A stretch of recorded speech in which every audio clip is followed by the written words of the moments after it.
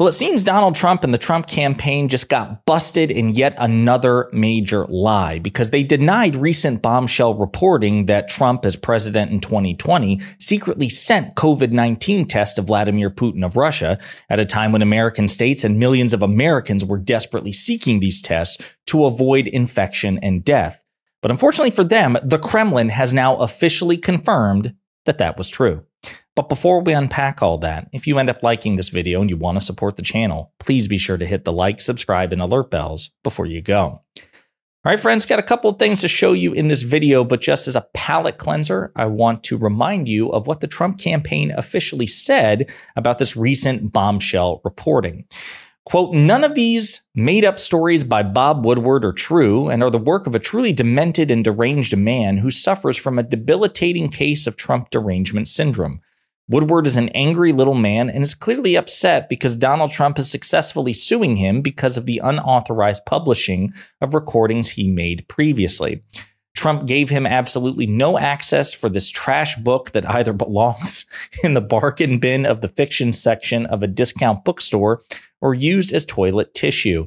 Woodward is a total sleazebag who has lost it mentally, and he's slow, lethargic, and incompetent, and overall a boring person with no personality, said Stephen Chung, communications director of the Trump campaign. Yes, that's an official press release and public statement from a professional political operative running one of two major presidential campaigns. Pretty pathetic, weird stuff. Well, it's a classic case of he said, she said. Except interestingly, Donald Trump's BFF, Vladimir Putin, his official headquarters, the Kremlin, has confirmed the veracity of that story. Kremlin spokesperson Dmitry Peskov confirms to Bloomberg News that Trump sent COVID test machines to Vladimir Putin at the height of the pandemic. Axios has confirmed this as well as other news outlets. The Kremlin confirmed a report that Trump sent Russian President Vladimir Putin COVID-19 testing equipment during the height of the pandemic at a time when millions of Americans, again, were trying to avoid infection and death by seeking these tests. And American states, red and blue, were desperate for federal intervention. Please, Mr. President, send us the tests, help us get the tests. And Donald Trump withheld federal assistance. He told them to just buy the equipment, buy tests, buy the equipment, and then he used the federal government to outbid them. And at all this time, when millions of Americans were suffering and dying, Donald Trump found the tests and found the time to send these tests to Vladimir Putin. Proof, objective proof, that he values the life of a Russian dictator, a foreign autocrat, over the lives of Americans, including his own supporters. It's now just an objective fact confirmed by the Kremlin. And since Donald Trump has told us for years that we need to believe the Kremlin, remember, he famously said that he trusted Vladimir Putin over his own intelligence services. I guess by Trump's logic, this is an open and shut case, right? And Donald Trump did this. This is something for which he should be held politically and electorally accountable. Vice President Kamala Harris was recently asked about this during her appearance on the Howard Stern show yesterday, and this is what she had to say. What did you think? More than he does. What did you think of this thing that just came out today? That Bob Woodward's book was saying that Trump was sending COVID tests to Putin, and Putin said, "Don't let anyone know." I mean, what is going on? What do you make of that? So I actually said it even in the debate. I believe that Donald Trump has this desire to be a dictator. He admires strong men, and he gets played by them because he thinks that they're his friends. Yeah. And they are manipulating him full time and manipulating him by flattery. Yeah. And with favor. And so in the midst, to your point, as reported by Bob Woodward, in the height of the pandemic, and remember, and your listeners will remember, people were dying by the hundreds. Yeah. Everybody was scrambling to get these kits, the tests, the COVID test kits. Couldn't get them. Couldn't get them. Right. Couldn't get them anywhere. Right. And this guy who is president of the United States is sending them to Russia, to a murderous dictator for his personal use? Who you only wish Putin would have gotten COVID and dropped dead. Well, I wish that. Well, the point being, that is just the most recent stark example of who Donald Trump is, that he secretly sent COVID test kits for the personal use of Putin, of Russia, an adversary to the United States, when he was talking about Americans should be putting bleach in their blood.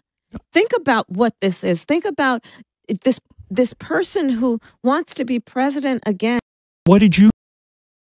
Yeah, it's not shocking in the sense that it's surprising, but it's shocking to the senses in the sense that, again, in a pre-Trump world, if during a pandemic which claimed the lives of more than 1 million Americans, and by the way, according to Trump's own medical experts like Dr. Deborah Birx, after she left the Trump administration, she admitted on CNN that Trump's, terrible policies, contributed to enormous, intense loss of life. And I should also say that even after President Biden came into office and presided over an incredibly competent vaccine rollout, the resistance to COVID vaccinations came almost exclusively from red counties.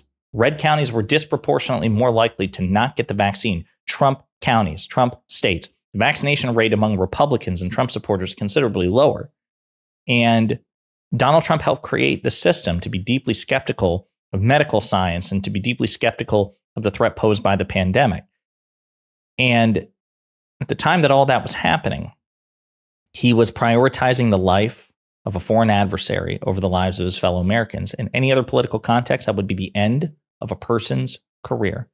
But not for Donald Trump, because he runs a cult. However, the Harris campaign just dropped another new excellent ad to try to drive this point home. And here it is.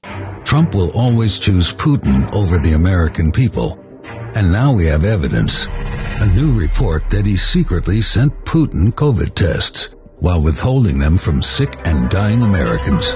So I said to my people, slow the testing down, please. Who will Trump look out for in his second term? I think I could have a very good relationship with President Putin. I'm not disavowing that he called me a genius. It's not you.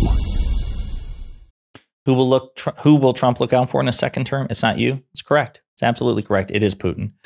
So again, what we should try to do is make sure that Donald Trump suffers an electoral consequence for this terrible prioritization. The president of the United States should value the lives of Americans over the life of a foreign dictator, especially when the two are mutually exclusive, right? It's not like we had a surplus of medical tests and Donald Trump sent one or two to Vladimir Putin in some sort of like diplomatic, overture, like, hey, I don't like you, but damn it, I want to try to like temper relations between the United States and Russia. So my people are looked out for.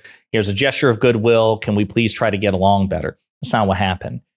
The tests were in short supply. Millions of Americans were freaking out. They were getting infected and dying at a comically disproportionate rate than what they should have.